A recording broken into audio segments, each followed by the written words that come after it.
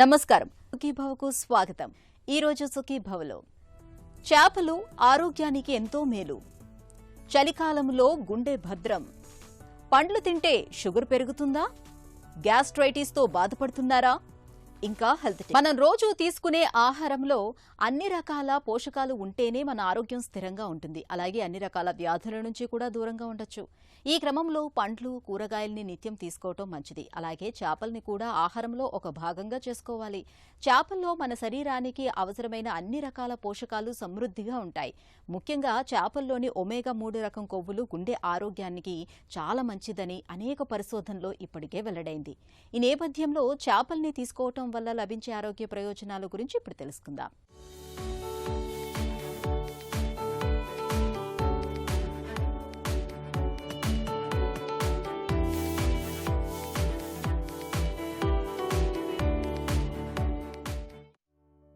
వాతావరణం చల్లగా ఉన్నప్పుడు వేడివేడిగా ఏదైనా తినాలనిపించడం సహజమే.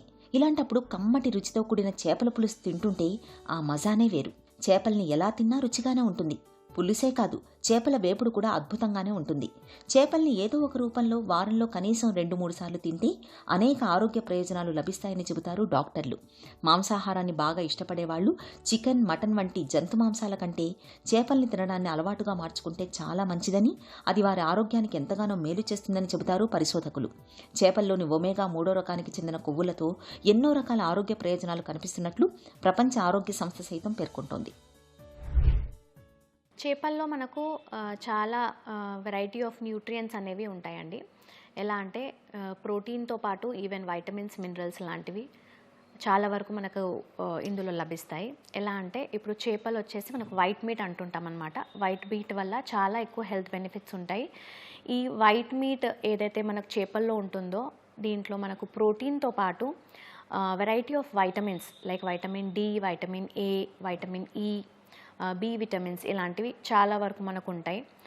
దీంతోపాటు ఈవెన్ మినరల్స్ అంటే selenium, zinc, iron, copper, lead ఇలాంటివి చాలా వరకు మనకు మన శరీరానికి ఏదైతే రెగ్యులర్ బేసిస్లో ఈ వైటమిన్స్, మినరల్స్ అనేవి అవసరం పడతాయో ఇలాంటివన్నీ మనకు ఫిష్లో చాలా వరకు ఉంటాయి అన్నమాట. చేపలు వచ్చేసి వైట్ మీట్ ఉంటుంది కాబట్టి వైట్ మీట్ అనేది ఈజీగా డైజెస్ట్ అవుతుంది. ఎక్కువ ఇప్పుడు మనం రెడ్ మీట్తో కంపేర్ చేస్తే కనుక రెడ్ మీట్ అనేది ఫ్యాట్ అంటే కొలెస్ట్రాల్ కంటెంట్ అనేది రెడ్ మీట్లో ఎక్కువగా ఉంటుంది. అదే మనం వైట్ మీట్ చూస్తే కనుక ఫిష్లో ఉన్న వైట్ మీట్ చూస్తే కనుక ఇందులో ఈ కొలెస్ట్రాల్ కంటెంట్ ఉండదు కాబట్టి ఈజీగా డైజెస్ట్ అవుతుంది. ప్లస్ మన శరీరంలో ఏవైతే ఇన్ఫ్లమేషన్ అంటే వాపు లాంటివి సమస్యలు జరుగుతూ ఉంటాయో, ఆర్థరైటిస్ కానివ్వండి, లేదంటే ఈ ఇన్ఫ్లమేటరీ బవెల్ డిసీజ్ కానివ్వండి, వెరైటీ ఆఫ్ ఇన్ఫ్లమేషన్స్ ఏవైతే మన బాడీలో ఉంటాయో దీనికి ఏంటంటే యాంటీ ఇన్ఫ్లమేటరీ ఫుడ్ లాగా పనిచేస్తుంది. ఎందుకంటే అందులో ఫిష్లో మనకి ఏదైతే ఒమేగా-3 ఫ్యాటీ యాసిడ్ కంటెంట్ ఉంటుందో అది చాలా వరకు ఇన్ఫ్లమేషన్ని తగ్గించడానికి హెల్ప్ చేస్తూ ఉంటుంది. సో అందుకే ఫిష్ రెగ్యులర్ బేసిస్లో తీసుకోవడం వల్ల చాలా వరకు మనకు ఈ హార్ట్ హెల్త్ కాకుండా, ఇన్ఫ్లమేటరీ ప్రాసెస్ కాకుండా ఇంకా brain health, skin health and hair హెల్త్కి కూడా చాలా వరకు హెల్ప్ అవుతూ ఉంటుంది. బెనిఫిట్స్ చూసుకుంటే కనుక ఎవరికైతే ఐసైట్ ఉంటుందో రెగ్యులర్ బేసిస్లో ఈ ఫిష్ అనేది కన్జ్యూమ్ చేయడం వల్ల ఏమవుతుందంటే వైటమిన్ ఏ కంటెంట్ అనేది చాలా వరకు ఉంటుంది కాబట్టి ఐ హెల్త్ని కూడా మనం మెయింటైన్ చేసుకోవచ్చు. దీంతోపాటు skin health and hair health, even hair fall ఉన్న వాళ్ళకి కానివ్వండి, లేదంటే చాలా రఫ్ హెయిర్ ఉండడము, లేదంటే ఈవెన్ స్కిన్లో కూడా డ్రై స్కిన్ ఉండడము, ఇలాంటివి కూడా మనకు ఈ ఫిష్ రెగ్యులర్ బేసిస్లో తీసుకోవడం వల్ల ఈ బెనిఫిట్స్ అనేవి మనకు లభిస్తూ ఉంటాయి. ఇంకా హార్ట్ హెల్త్ని చూస్తే కనుక ఎవరికైతే హార్ట్ డిసీజెస్ ఉంటాయో, కొరోనరీ ఆర్టరీ డిసీజ్ కానివ్వండి, వెరైటీ ఆఫ్ హార్ట్ డిసీజెస్లో కూడా మనకు చాలా వరకు రీసెర్చ్ ఏం చెప్తుందంటే ఫిష్ ఆయిల్ కన్జంప్షన్ చేయడం వల్ల కానీ మనకు ఈ హార్ట్ ప్రొటెక్టివ్ ఏజెంట్ లాగా మనకు చాలా వరకు యూజ్ అవుతుంది. At the same time BP ఎక్కువ, హై బ్లడ్ ప్రెషర్ ఉన్న వాళ్ళకు కూడా రెగ్యులర్ బేసిస్లో ఫిష్ తీసుకోవడం వల్ల ఈవెన్ బ్లడ్ ప్రెషర్ని కూడా మనము కంట్రోల్లో చేసుకోవచ్చు. చేపల్లో ప్రోటీన్లు, కార్బోహైడ్రేట్లతో పాటు విటమిన్ ఏ, విటమిన్ డితో పాటు ఫాస్ఫరస్ వంటి పోషకాలు మనకు అందుతాయి. మాంసాహారాల్లో ఒక్క చేపల్లోనే మనకు అమినో యాసిడ్స్ లభిస్తాయి. ప్రతిరోజు చేపల్ని తినేవారిలో గుండె జబ్బులు, మధుమేహం వంటి సమస్యలు చాలా తక్కువ. చిన్న చిన్న చేపల్ని వాటి ముళ్ళులతో సహా తిన్నప్పుడు కాల్షియం, భాస్వరం, ఐరన్ వంటి పోషకాలు మనకు దండిగా లభిస్తాయి. చేపల్లో మాత్రమే దొరికే ఒమేగా-3 కొవ్వులతో గుండెపోటు ముప్పు బాగా తగ్గిపోతుంది. అంతేకాదు రక్తంలో చెడు కొలెస్ట్రాల్ తగ్గి మంచి కొలెస్ట్రాల్ పెరుగుతుంది. శ్వాస సంబంధ సమస్యలు చాలా వరకు తగ్గుతాయి. శరీరంలో రక్త ప్రసరణ చక్కగా ఉంటుంది. రక్తపోటు నియంత్రణలో ఉంటుంది. పురుషుల్లో ప్రొస్టేట్ క్యాన్సర్ ముప్పు బాగా తగ్గిపోతుంది. శరీరంలో క్యాన్సర్ కణాల వ్యాప్తికి అడ్డుకట్ట పడుతుంది. చేపలు తీసుకోవటం వల్ల వ్యాధి నిరోధకత పెరుగుతుంది. బరువు అదుపులోకి వస్తుంది. చేపల్లోని ఒమేగా కొవ్వులకు మన ఒంట్లో వాపును తగ్గించే గుణం ఉంది. కీళ్ల నొప్పులతో బాధపడేవాళ్లు తరచూ చేపల్ని తినటం చాలా మంచిది. తరచూ చేపల్ని తినేవారికి అల్జీమర్స్ ముప్పు తగ్గుతుంది. మానసిక ఒత్తిడి నుంచి ఉపశమనం లభిస్తుందని చెబుతారు నిపుణులు. హార్ట్ హెల్త్ అంటే హార్ట్ ప్రాపర్గా ఫంక్షనింగ్ చేయడముతో పాటు ఇది కాకుండా ఈవెన్ హార్ట్ డిసీజ్ ఉన్న వాళ్ళు, బ్లాకేజెస్ ఉన్న వాళ్ళు కానివ్వండి, హార్ట్ సరౌండింగ్ మనకు ఒక లేయర్ ఉంటుంది. ఆ లేయర్ని కూడా మనం ప్రొటెక్ట్ చేసుకోవాలంటే మనము రెగ్యులర్ బేసిస్లో ఫిష్ తీసుకోవడం వల్ల ఈ చాలా వరకు బెనిఫిట్స్ ఉంటాయండి. ఫిష్ అంటే మనకు మెయిన్ గుర్తొచ్చేసేది ఒమేగా-3 ఫ్యాటీ యాసిడ్స్. కానీ ఈ ఒమేగా-3 ఫ్యాటీ యాసిడ్స్ వచ్చేసి డిఫరెంట్ టైప్ ఆఫ్ ఫిషెస్లో మనకు డిఫరెంట్ కంటెంట్స్ అనేవి అవైలబుల్ ఉంటాయి. ఎక్కువ అయితే మనకు సీ ఫిష్ అంటే సముద్రపు చేపలు ఏవైతే ఉంటాయో ఇందులో ఒమేగా-3 ఫ్యాటీ యాసిడ్ కంటెంట్ అనేది చాలా ఎక్కువగా ఉంటుంది. ఎస్పెషలీ సాల్మన్ ఫిష్ కానివ్వండి, ట్యూనా ఫిష్ కానివ్వండి, ఇలాంటి వాటిలో మనకు ఒమేగా-3 ఉంటుంది. కాబట్టి ఈ హార్ట్ ఈవెన్ ఫంక్షనింగ్ నార్మల్గా ఉన్న వాళ్ళు కూడా ఇంకా ఫ్యూచర్లో ఎలాంటి ప్రాబ్లమ్స్ రాకుండా ఉండాలంటే కూడా మనం రెగ్యులర్ బేసిస్లో ఫిష్ అనేది కన్జ్యూమ్ చేసుకోవచ్చు. Regular basis in the sense ఇప్పుడు మనము వారానికి అట్లీస్ట్ ఒక 2 నుంచి 3 సార్లు ఈ ఫిష్ని తీసుకుంటూ ఉండాలి. ఎంత క్వాంటిటీ అంటే 100 గ్రామ్స్ 1 సర్వింగ్ అనేది మనకు 100 గ్రామ్స్ అనేది ఉంటుంది. ఈ 100 గ్రామ్స్ 1 సర్వింగ్ వీక్లీ ఒక 2 నుంచి 3 సార్లు తీసుకుంటే కనుక మనం చాలా వరకు ఈ హార్ట్ ఫంక్షనింగ్ని చాలా కంట్రోల్లో పెట్టుకోవచ్చు. ఎస్పెషలీ హై బ్లడ్ ప్రెషర్ ఉన్న వాళ్ళకి బ్లడ్ ప్రెషర్ని కంట్రోల్ చేయడానికి హెల్ప్ అవుతుంది. ఎందుకంటే ఇందులో మినరల్ కంటెంట్ అనేది ఎక్కువగా ఉంటుంది. కాబట్టి ఈ మినరల్స్ వల్ల మనకు బ్లడ్ ప్రెషర్ చాలా వరకు రెడ్యూస్ అవుతుంది.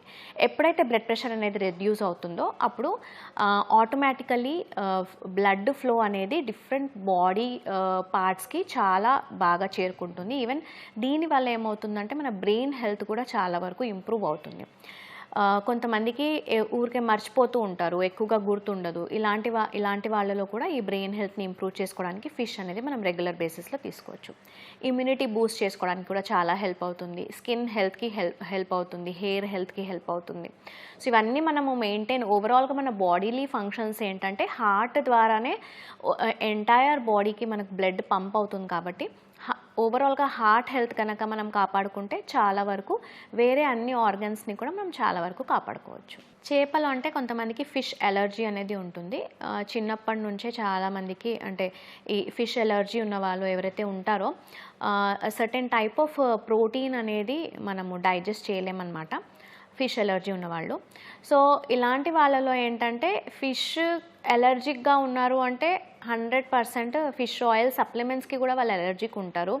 ఈ సప్లిమెంట్ కానివ్వండి, అంటే ఫిష్ ఆయిల్ సప్లిమెంట్స్ కానివ్వండి, ఎలాంటి ఫార్మ్ ఆఫ్ సప్లిమెంట్స్ కానీ వీళ్ళు యాక్చువల్లీ అవాయిడ్ చేయవలసి ఉంటుంది. ఎందుకంటే ఓవరాల్గా ఫిష్ ఎక్స్ట్రాక్ట్ నుంచి తీస్తారు కాబట్టి ఈ సప్లిమెంట్ వల్ల కూడా వాళ్ళు ఎలర్జిక్ రియాక్షన్స్ అనేవి చాలా వరకు చూస్తుంటాము. సో ఫిష్ ఎలర్జీ ఉన్న వాళ్ళు మాత్రం కంపల్సరీగా ఈ ఫిష్ ఆయిల్ సప్లిమెంట్స్ని మాత్రం అవాయిడ్ చేసుకోవాలి. దీనికి బదులుగా ఏంటంటే మనకు ఒమేగా-3 ఫ్యాటీ యాసిడ్స్ అనేవి అదర్ సోర్సెస్లో కూడా మనకు ఉంటాయి. ఫర్ ఎగ్జాంపుల్ మనకు ఫ్లాక్స్ సీడ్స్లో ఒమేగా-3 ఫ్యాటీ యాసిడ్స్ ఉంటాయి, వాల్నట్స్లో ఉంటుంది. సో ఇవి రెగ్యులర్ బేసిస్లో తీసుకోవడం వల్ల ఏమవుతుందంటే మనకు ఫిష్ కానీ ఫిష్ ఆయిల్ కానీ తీసుకోవడం వల్ల ఎలాంటి బెనిఫిట్స్ అయితే హెల్త్ బెనిఫిట్స్ ఉంటాయో సేమ్ థింగ్ ఈవెన్ ఈ ఫ్లాక్స్ సీడ్స్, వాల్నట్స్ ఇలాంటి ఫుడ్స్ తీసుకోవడం వల్ల కూడా మనకు ఈక్వల్ బెనిఫిట్స్ ఉంటాయి. బట్ క్వాంటిటీ వైజ్ వచ్చేసి మనకు ఫిష్ అయితే మనం 100 గ్రామ్స్ కన్జ్యూమ్ చేస్తాము. ఫిష్ ఆయిల్ సప్లిమెంట్స్ అయితే క్యాప్సూల్ ఫామ్లో ఉంటాయి కాబట్టి అది తీసుకోవాల్సి వస్తుంది. కానీ వాల్నట్స్ అండ్ ఫ్లాక్స్ సీడ్స్ వచ్చేసి flax seeds 2 teaspoons per day కనుక మనం తీసుకుంటే good amount of omega three fatty acids మన శరీరానికి అందుతుంది. At the same time walnuts వచ్చేసి 4 to 5 హాఫ్స్ ఆఫ్ వాల్నట్ తీసుకుంటే కనుక దీంట్లో కూడా good amount of omega three fatty acids అనేది ఉంటాయన్నమాట. చేపలతో ఆరోగ్య ప్రయోజనాలు చాలానే ఉన్నాయి. ఇందులో మరో మాటకు తావులేదు. అయితే కొన్ని రకాల చేపల్లో పాదరసం, సోడియం, అసంతృప్త కొవ్వుల మోతాదు ఎక్కువగా ఉండే అవకాశం ఉంది. కాబట్టి చేపల్ని ఎంపిక చేసుకోవడం విషయంలో కొన్ని జాగ్రత్తలు తీసుకోవడం తప్పనిసరి. కలుషితమైన నీటి వనరుల్లో భారీ లోహాలు, పురుగుమందులు, మైక్రోప్లాస్టిక్లు వంటి పర్యావరణ కలుషితాలు చాలానే ఉంటాయి. ఈ వాతావరణంలో చేపలు కూడా పెరుగుతూ ఉంటాయి. ఈ కలుషితాల నుంచి వచ్చిన చేపలు మంచి బ్యాక్టీరియాను దెబ్బతీస్తాయి. ఉబ్బసం, వికారం, అలసట వంటి జీర్ణ సమస్యలకు దారితీస్తాయి. అందువల్ల చేపలను సురక్షితమైన వనరుల నుంచి కొనుగోలు చేయటం, వాటిని తినడానికి ముందు అవి సరిగ్గా ఉడికేలా చూసుకోవటం చాలా ముఖ్యం. ఇక చేపల్లో చెప్పుకోదగ్గ మొత్తంలో పీచు పదార్థం ఉండదు. పీచు లేకపోవడంతో పేగుల్లో చెడు బ్యాక్టీరియా పెరుగుతుంది. కాబట్టి చేపల్ని తీసుకున్నప్పుడు కూరగాయలు, తృణధాన్యాలు వంటి పీచు అధికంగా ఉండే ఆహారాలను కూడా తీసుకోవాలి. చల్లటి వాతావరణం ఆస్తమా పేషెంట్లకే కాదు హృద్రోగులకు కష్టంగానే ఉంటుంది. ఉష్ణోగ్రతలు అమాంతం తగ్గిపోవటం, శీతల వాతావరణం మూలంగా ఒంట్లోని రక్తనాళాలు అన్నీ కుచించుకుపోతూ ఉంటాయి. ఇలాంటి పరిస్థితుల్లో రక్తపోటు పెరుగుతుంది. ఫలితంగా ఉన్నట్టుండి గుండెపోటు ముంచుకొచ్చే ప్రమాదం పెరుగుతుంది. ఈ నేపథ్యంలో చలికాలంలో హృద్రోగుల జీవన సరళి ఎలా ఉండాలో, గుండెను భద్రంగా ఉంచుకునేందుకు ఎలాంటి జాగ్రత్తలు తీసుకోవాలో ఇప్పుడు తెలుసుకుందాం.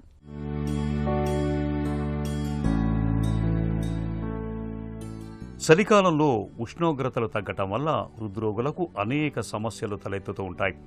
తీవ్రమైన చలి బారి నుంచి శరీరాన్ని కాపాడేందుకు, శరీర ఉష్ణోగ్రతను స్థిరంగా ఉంచేందుకు రక్తనాళాలు సన్నగా కుచించుకుపోతూ ఉంటాయి. దీంతో గుండె నుంచి రక్తనాళాల్లోకి అధిక రక్తం ప్రవహిస్తుంది. ఇలాంటప్పుడు రక్తపోటు బాగా పెరుగుతుంది. అంతేకాదు, చలికాలంలో తగినంత సూర్యరశ్మి లభించకపోవడంతో శరీరానికి విటమిన్ డి కొరత ఏర్పడుతుంది. దీంతో కొలెస్ట్రాల్ శాతాలు పెరిగే అవకాశాలు ఉంటాయి. ఈ రెండు రకాల పరిస్థితుల మూలంగా చలికాలంలో హృద్రోగులకు గుండెపోటు వచ్చే అవకాశాలు బాగా ఎక్కువగా ఉంటాయి. ఈ ముప్పును తప్పించుకునేందుకు, గుండెను భద్రంగా ఉంచుకునేందుకు చలికాలంలో హృద్రోగులు ప్రత్యేకమైన జాగ్రత్తలు తీసుకోవాలి. వీలైనంత వరకు చలిలో బయట తిరగటాన్ని తగ్గించాలి. తప్పనిసరిగా బయటకు వెళ్లాల్సి వచ్చినప్పుడు మొత్తం శరీరాన్ని కప్పి ఉంచేలా ఉన్ని దుస్తుల్ని ధరించాలి. రక్తపోటు మందుల్ని ఎట్టి పరిస్థితుల్లోనూ మానకూడదు. ఆస్పిరిన్, సార్బిట్రేట్ మందుల్ని ఎల్లప్పుడూ అందుబాటులో ఉంచుకోవాలి. ఉదయం, సాయంత్రం వేళల్లో కాసేపైనా నీరెండకు కూర్చోవాలి. వాకింగ్కు వెళ్లేవారు సూర్యుడు ఉదయించిన తర్వాత వెళ్లటం మంచిది. ఛాతీలో నొప్పిగా అనిపించినా, ఆయాసం వస్తున్నా వెంటనే డాక్టర్ని సంప్రదించాలి. షుగర్ వచ్చిందని తెలియగానే మనలో చాలా మంది స్వీట్లతో పాటు కాఫీ, టీలకు స్వస్తి చెప్పేస్తూ ఉంటారు. పండ్లను సైతం దూరం పెట్టేస్తూ ఉంటారు. పండ్లు తియ్యగా ఉంటాయని, పండ్లు తింటే షుగర్ పెరిగిపోతుందని బలంగా నమ్ముతూ ఉంటారు. నిజానికి పండ్లు తింటే షుగర్ పెరిగిపోతుందనే నమ్మకంలో నిజం కొంతే అంటారు నిపుణులు. మామిడి, సపోటా వంటి కొన్ని రకాల పండ్లకు మాత్రమే రక్తంలో షుగర్ని పెంచే గుణం ఉంది. వాటికి దూరంగా ఉంటూ మిగతా పండ్లను నిరభ్యంతరంగా తినొచ్చని చెబుతారు డాక్టర్లు. మధుమేహులు తినదగిన పండ్లు ఏవో ఇప్పుడు తెలుసుకుందాం. మనం తీసుకునేటువంటి పళ్ళల్లో ఎక్కువ పిండి పదార్థం ఉండేది ఒక అరటిపండు, బనానా అన్నమాట. ఆ బనానాలో 27% అంటే 100 గ్రాముల మీరు అరటిపండు తిన్నట్లయితే 100 గ్రాముల బరువు ఉన్నట్లయితే దాంట్లో 27 గ్రాముల పిండి పదార్థం ఉంటుంది. అదే మీరు పోల్చుకోవాలంటే వరైనా, గోధుమైనా, మీరు జొన్నలైనా, రాగులైనా, సజ్జలైనా, తైదులైనా, అవిసెలైనా మీరు ఏం తిన్నా కూడా, ఎటువంటి ముడి ధాన్యాలు తిన్నా కూడా దాంట్లో 70-80% పిండి పదార్థం ఉంటుంది. దాంతో పోల్చుకున్నట్లయితే మనం తీసుకునేటువంటి అరటిపండు మీరు 1 కానీ 2 కానీ తీసుకున్నట్లయితే మీకు వచ్చేటువంటి పిండి పదార్థం 50 గ్రాములు మించి ఉండదు. 2 అరటిపండ్లు తింటే 50 గ్రాములు, 1 అరటిపండు తింటే 27 గ్రాములు. మిగతా పళ్ళన్నీ కూడా వీటికన్నా తక్కువ పిండి పదార్థం కలిగి ఉన్నాయి. ముఖ్యంగా ఇవాళ మీరు సీతాఫలం చూసుకున్నట్లయితే చాలా తక్కువ ఉంది. దాంట్లో 10%, 12% కన్నా ఎక్కువ లేదు. మామిడి పళ్ళల్లో కూడా 12-14%, 15% మించి లేదు. మీరు ద్రాక్ష పళ్ళు తీసుకున్నట్లయితే 12% మించి పిండి పదార్థం ఉండదు. కాబట్టి మీరు ఏ పండు తీసుకున్నా కూడా, బొప్పాయి పండు, యాపిల్ పండు, జామ పండు, ఎటువంటి తీసుకున్నా కూడా దాంట్లో 10-15% లోపే ఉంటుందన్నమాట పిండి పదార్థం. గ్లైసెమిక్ ఇండెక్స్ అంటాం. అంటే ఏంటంటే మీరు ఏదైనా ఒక పండు తిని వెంటనే రక్త పరీక్ష చేసుకున్నట్లయితే పెరుగుతుంది. అంటే ఎంత పెరిగినా మరీ వరి బియ్యం తిన్నంత పెరగదు, కానీ కొంత పెరుగుతుంది. దాన్ని గ్లైసెమిక్ ఇండెక్స్ అంటాం. రెండోది ఏంటంటే గ్లైసెమిక్ లోడ్ అంటాం. అంటే మీరు తీసుకునేటువంటి ఆహార పదార్థంలో ఎంత పిండి పదార్థం శాతం ఉన్నది అన్నది గ్లైసెమిక్ లోడ్ అది. కాబట్టి ఈ పళ్ళల్లో గ్లైసెమిక్ లోడ్ చాలా తక్కువగా ఉంటుంది. గ్లైసెమిక్ ఇండెక్స్ ఎక్కువగానే ఉంటుంది. అంటే ఆ రక్త పరీక్ష చేసుకున్నట్లయితే ఎక్కువగా కనిపిస్తుంది షుగర్. కానీ లోపల పిండి పదార్థం మాత్రం చాలా తక్కువ ఉంటుంది. కాబట్టి మీరు ఎవరు అనవసరమైన అపోహలు పెట్టుకుని ఆ పండు తినకూడదు, ఈ పండు తినకూడదు, ఇదే తినాలి, జామకాయ తినాలి, మామిడి పండు తినకూడదు, ఇలాగ అనవసరమైన అపోహలు పెట్టుకుంటారు. కొన్ని నారింజ పండు, ఆరెంజ్ అంటే కమల, అది పండు కాదు, అది అది సిట్రస్ ఫ్రూట్స్ అంటాం, ఇవి వేరు. పల్ప్ ఫ్రూట్స్ ఎక్కువ తినాలంటే బాగా పీచు పదార్థం ఉన్నటువంటి ఫ్రూట్స్ బాగా తినాలన్నమాట. అలాగే దానిమ్మ గింజలు, అనారు తింటే మంచిదని చెప్తారు, అలా కాదు, మీరు పల్ప్ ఉండాలి, పీచు పదార్థం ఎక్కువ ఉండాలన్నమాట. పనసపండు ఇవన్నీ కూడా షుగర్ పెంచుతాయి, గ్లైసెమిక్ ఇండెక్స్ ఎక్కువ, కానీ గ్లైసెమిక్ లోడ్ తక్కువ అనమాట. అన్నిటికన్నా గ్లైసెమిక్ ఇండెక్స్ ఎక్కువ ఉన్నటువంటి పండు గురించి ఆలోచించినట్లయితే ఇప్పుడు మనం వాటర్ మెలన్ మనం తీసుకుంటాం కదా, అందులో మీరు తాది కూల్ డ్రింక్ తాగినట్టే, తినగానే వెంటనే రక్తంలో గ్లూకోజ్ పెరిగిపోతుంది. కానీ దాంట్లో 5%, 6% తక్కువ పిండి పదార్థం ఉంటుంది. అంటే 100 గ్రాములు మీరు తిన్నట్లయితే అందులో 5 గ్రాములే షుగర్ ఉంటుందన్నమాట. కాబట్టి ఇలాంటి విషయాలన్నీ తెలుసుకుని అనవసరంగా డయాబెటీస్ ఉన్న వాళ్ళంతా కూడా పళ్ళు తినకూడదు అని చెప్పుకోవడం మంచిది కాదండి. తినే తిండి, తాగే నీరు కలుషితం కావటం వల్ల చాలా మంది తరచుగా గ్యాస్ట్రైటిస్ బారిన పడుతూ ఉంటారు. పొట్ట లోపల మ్యూకస్ పొర వాపు రావటాన్ని గ్యాస్ట్రైటిస్ గా చెప్పుకోవచ్చు. వాడుకలో దీన్నే అన్నకోశంలో పూతగా పిలుస్తూ ఉంటారు. అపరిశుభ్రమైన పరిసరాల కారణంగా సూక్ష్మజీవులు కుప్పలు తెప్పలుగా వృద్ధి చెందుతూ ఉంటాయి. ఈ కలుషిత పరిసరాలపై వాలే ఈగలు, దోమలు, బ్యాక్టీరియా, వైరస్ల వంటి వ్యాధికారకాల్ని చాలా తేలికగా ఆహార పదార్థాల్లోకి, తాగే నీటిలోకి చేరవేస్తూ ఉంటాయి. ఇలాంటి కలుషిత నీటిని, ఆహారాన్ని తీసుకున్నప్పుడు పొట్టలో గ్యాస్ట్రైటిస్ బాధలు పెరుగుతూ ఉంటాయి. వేధించే గ్యాస్ట్రైటిస్ కు పరిష్కార మార్గాల గురించి డాక్టర్ని అడిగి ఇప్పుడు తెలుసుకుందాం.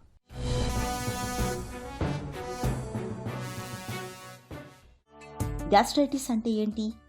పొట్ట లోపల స్టమక్ని గ్యాస్ట్రమ్ అంటం జరుగుతుంది. పొట్ట లోపల పూత, ఏదైనా కారణం చేత పూత వస్తే దీన్ని గ్యాస్ట్రైటిస్ అంటం జరుగుతుంది. గ్యాస్ట్రైటిస్ మనం ట్రీట్ చేయకుండా వదిలేస్తే ఇది అల్సర్కి దారితీసే అవకాశం ఉంటుంది. సో అల్సర్ కన్నా ముందు వచ్చే పరిస్థితినే మనం గ్యాస్ట్రైటిస్ అంటాం. పొట్ట లోపల పూత ఏ కారణం చేతైనా రావచ్చు. మోస్ట్ ఇంపార్టెంట్ హైయెస్ట్ రీజన్ ఏంటి అంటే హెలికోబాక్టర్ పైలోరీ అనే ఒక బ్యాక్టీరియా వల్ల గ్యాస్ట్రైటిస్ వస్తుంది. రెగ్యులర్గా పెయిన్ కిల్లర్స్ అంటే non steroidal anti inflammatory drugs అనే మందులు తీసుకుంటే గ్యాస్ట్రైటిస్ వచ్చే అవకాశం ఉంటుంది. ఇవి ముఖ్యంగా గ్యాస్ట్రైటిస్కి కారణమైన 85%లో హెలికోబాక్టర్ పైలోరీ, 10-15% ఎన్ఎసైడ్స్ రెగ్యులర్ యూసేజ్, ఈ 2 గ్యాస్ట్రైటిస్కి ముఖ్యమైన కారణాలు. గ్యాస్ట్రైటిస్ లక్షణాలు ఎలా ఉంటాయి? గ్యాస్ట్రైటిస్ సిమ్టమ్స్ ముఖ్యంగా కడుపులో మంటగా ఉండటం, కడుపు ఉబ్బరంగా ఉండటం, కొంచెం తినగానే కడుపు నిండిపోయినట్టు అనిపిస్తాం, అర్లీ సెటైటీ అంటారు. అండ్ కొంచెం తిన్న తర్వాత ఎక్కువసేపు మళ్ళీ ఆకలి లేకపోవటం, ఆకలి మందగించడం, ప్రొలాంగ్డ్ సెటైటీ అంటారు. ఇలా రకరకాల సిమ్టమ్స్తో గ్యాస్ట్రైటిస్ ప్రజెంట్ అయ్యే అవకాశం ఉంటుంది. ఎక్కువ శాతం మందిలో మనం చూసేది కడుపులో మంట, కడుపులో నొప్పి. గ్యాస్ట్రైటిస్ తాలూకు తీవ్రస్థాయి సమస్యలు ఎలా ఉంటాయి? గ్యాస్ట్రైటిస్ని ట్రీట్ చేయకుండా, ఏ కారణం చేత గ్యాస్ట్రైటిస్ వచ్చిందో మనం తెలుసుకోవాలి, ట్రీట్ చేయాలి. ఒకవేళ ట్రీట్ చేయకపోతే ఈ గ్యాస్ట్రైటిస్ దీర్ఘకాలికంగా ఉన్న వాళ్ళలో గ్యాస్ట్రిక్ అల్సర్, డియోడినల్ అల్సర్ అంటే పొట్ట లోపల పుండు, చిన్నపేగు మొదటి భాగమైన డియోడినంలో పుండ్లు వచ్చే అవకాశం ఉంటుంది. ఈ గ్యాస్ట్రైటిస్ని దీర్ఘకాలికంగా మనం ట్రీట్ చేయకపోతే గ్యాస్ట్రిక్ క్యాన్సర్, పొట్ట లోపల క్యాన్సర్ వచ్చే అవకాశం ఉంటుంది. హెలికోబాక్టర్ పైలోరీ గ్యాస్ట్రైటిస్ కాజ్ చేస్తుంది. గ్యాస్ట్రైటిస్ తర్వాత గ్యాస్ట్రిక్ అల్సర్ కాజ్ చేస్తుంది. అప్పటికి కూడా మనం తెలుసుకోకపోతే, ట్రీట్ చేసుకోకపోతే గ్యాస్ట్రిక్ క్యాన్సర్, పొట్టలో క్యాన్సర్ వచ్చే అవకాశం ఉంటుంది. సో రకరకాల కాంప్లికేషన్స్లో ముఖ్యమైన complication gastric ulcer and gastric cancer. Gastric ulcer కొన్నిసార్లు బ్లీడింగ్ అంటే రక్తవాంతులు, రక్తస్రావం కలిగించి రక్తవాంతులు వచ్చే అవకాశం చాలా ఎక్కువగా ఉంటుంది.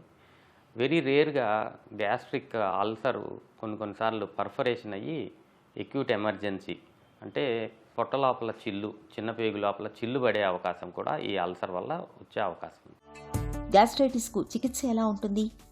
ముఖ్యంగా గ్యాస్ట్రైటిస్ మనం మాట్లాడుకుంటే వీళ్ళు ఏమేమి ట్యాబ్లెట్స్ తీసుకుంటున్నారు, వీళ్ళు తీసుకునే మందుల వల్ల ఏమన్నా గ్యాస్ట్రైటిస్ వస్తుందా అనేది ఇనిషియల్గా మనం చూసుకుంటాం జరుగుతుంది. ఈ మధ్య కాలంలో యంగ్స్టర్స్లో మోస్ట్ కామన్గా బయట ఆహారం తీసుకుంటాం వల్ల ఈ హెలికోబాక్టర్ పైలోరీ అనేది చాలా ఎక్కువగా చూస్తాం జరుగుతుంది. నార్మల్గానే భారతదేశంలో ఈ హెలికోబాక్టర్ పైలోరీ అనే బ్యాక్టీరియల్ ఇన్ఫెక్షన్ చాలా కామన్. ఈ మధ్యకాలంలో బయట ఆహారం తీసుకుంటాం చాలా ఎక్కువగా ఉండటం వల్ల ఈ హెలికోబాక్టర్ పైలోరీ ఇన్సిడెన్స్ చాలా పెరిగిపోయి ఈ గ్యాస్ట్రైటిస్ కడుపుకి సంబంధించి ఏ ఇబ్బంది ఉన్నా 80% మందిలో మనం ఈ హెలికోబాక్టర్ పైలోరీని కనుగొనటం జరుగుతుంది. ఈ హెలికోబాక్టర్ పైలోరీ అనేది ఒక రకమైన బ్యాక్టీరియల్ ఇన్ఫెక్షన్. దీర్ఘకాలికంగా మన కలుషితమైన ఆహారం నీరు ద్వారా పొట్ట లోపలికి చేరుకుని దీర్ఘకాలికంగా పొట్ట లోపలుండి ఎక్సెసివ్గా నార్మల్ కన్నా 4-5 రెట్లు అధికంగా యాసిడ్ని తయారు చేస్తాం జరుగుతుంది. ఈ యాసిడ్ తయారవటం వల్ల గ్యాస్ట్రైటిస్ రావటం, గ్యాస్ట్రిక్ అల్సర్స్ రావటం అనేది మనం చూస్తాం జరుగుతుంది. వీళ్ళల్లో మనం ఎండోస్కోపీ చేసుకుని ఈ హెలికోబాక్టర్ పైలోరీ ఇన్ఫెక్షన్ ఉందా లేదా అనేది కనుక్కొని ఈ హెలికోబాక్టర్ పైలోరీని కంప్లీట్గా క్లియర్ చేసుకుంటే గ్యాస్ట్రైటిస్ కంప్లీట్గా తగ్గిపోయే అవకాశం ఉంటుంది. ఎన్ఎస్ఐడ్స్, పెయిన్ కిల్లర్ ట్యాబ్లెట్స్ కానీ ఇంకా ఇతరత్రా కొన్ని రకాల మాత్రల వల్ల కూడా గ్యాస్ట్రైటిస్ ఎక్కువగా ఉంటుంది. సో ఈ గ్యాస్ట్రైటిస్ ఉన్న వాళ్ళల్లో వీరు ఏ మందులు తీసుకుంటున్నారు అనేది మనం చెక్ చేసుకుని అవసరమైతే ఆ మందులు మానేస్తే గ్యాస్ట్రైటిస్ తగ్గే అవకాశం చాలా ఎక్కువగా ఉంటుంది. హెలికోబాక్టర్ పైలోరీ ముఖ్యంగా ఈ గ్యాస్ట్రైటిస్కి ముఖ్యమైన కారణం హెలికోబాక్టర్ పైలోరీకి 14 రోజులు కోర్సు యాంటీబయాటిక్ యాంటాసిడ్ కాంబినేషన్లో 14 days కోర్స్ ఇస్తే హెలికోబాక్టర్ పైలోరీని కంప్లీట్గా క్లియర్ చేసుకోవచ్చు. యాంటాసిడ్ ట్యాబ్లెట్స్ దాని తర్వాత 4 నుంచి 6 వారాలు రోజుకొకటి చొప్పున ఇస్తే కంప్లీట్గా ఈ గ్యాస్ట్రైటిస్, గ్యాస్ట్రిక్ అల్సర్స్ ఉండగానే కంప్లీట్గా క్లియర్ అయిపోయే అవకాశం ఉంటుంది. గ్యాస్ట్రైటిస్ను నివారించుకోవచ్చా? ముఖ్యంగా గ్యాస్ట్రైటిస్కి కారణం హెలికోబాక్టర్ పైలోరీ, కలుషితమైన ఆహారం, నీరు. సో కలుషితమైన ఆహారం, నీరు తీసుకోకుండా బయట ఆహారం తినటం మానేస్తే హెల్దీ ఫుడ్, ఫ్రెష్గా చేసింది ఇంట్లో చేసిన ఆహారం తీసుకుంటే ఈ హెలికోబాక్టర్ పైలోరీ నుంచి మనం కాపాడుకునే అవకాశం ఉంటుంది. ఈ ఇన్ఫెక్షనే ముఖ్యంగా గ్యాస్ట్రైటిస్కి కారణం. ఇన్ఫెక్షన్ రాకుండా హెల్దీ ఫుడ్ హ్యాబిట్స్ ముఖ్యంగా ఇంపార్టెంట్.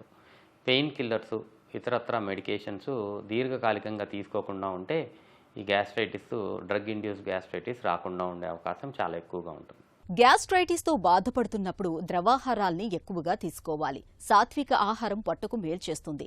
పొట్టలో గ్యాస్ట్రైటిస్ బాధలు ఎంతకీ తగ్గనప్పుడు ఆలస్యం చేయకుండా డాక్టర్ని సంప్రదించి తగిన వైద్య సాయం తీసుకోవాలి. చిన్న చిట్కా మీకోసం.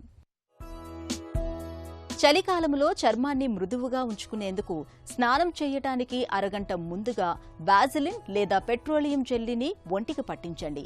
ఆపై గోరువెచ్చటి నీటితో స్నానం చేయండి. చర్మమంతా మృదువుగా, సున్నితంగా మారుతుంది.